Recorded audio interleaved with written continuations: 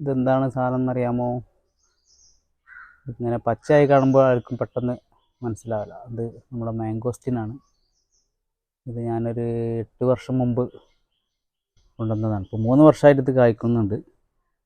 അതതിൻ്റെ പാകമാകുമ്പോഴേക്കും അത് കൊഴിഞ്ഞ് വീഴുന്നുണ്ട്. കുറേ മഴ അല്ലെങ്കിൽ കാറ്റൊക്കെ അടിച്ചാൽ അങ്ങനെ വീഴും. കുറേ ഉണ്ട്. അത് ഇപ്പോൾ 3ാമത്തെ വർഷമാണ് ഇത് കായ്ക്കുന്നത്. നല്ല വിലയാണ്. ഇപ്പോൾ അതിന് നല്ല റേറ്റാണ്. 300 രൂപയാണ് കിലോക്ക് എന്ന് കേട്ടത് മാർക്കറ്റിൽ. വളരെ കുറഞ്ഞ കാമ്പ് നമുക്ക് കിട്ടാനുള്ളൂ. തോടായിരിക്കും കൂടുതലും. അപ്പോൾ കിലോ ഇത് തൂക്കിക്കഴിഞ്ഞാൽ ചിലപ്പോൾ നമുക്കൊരു 200 ഗ്രാം കിട്ടും ശരിക്ക്. ഈ വെളുത്തുള്ളി പോലെയുള്ള അതിൻ്റെ ഉൾഭാഗം. ഇത് ബഡ്ഡിങ് ആയിട്ടാണ് കൊടുന്നത്. ബഡ്ഡിങ്ങിൻ്റെ കാലാവധി എന്നൊക്കെ വിട്ടു പോയിട്ടുണ്ട്. പക്ഷെ സംഭവം ഉണ്ടായി. ഇതാണ് അതിൻ്റെ മരം. ഇത്രയും വണ്ണമുണ്ട്. പരിചരണമൊക്കെ ചെയ്യാറുണ്ട്, അതിൻ്റെ രീതിയിലൊക്കെ ചെയ്തിട്ടുണ്ട്. എന്നാലും സമയത്തിനുള്ളിൽ ഇത് ഉണ്ടായില്ല എന്നുള്ളതാണ്.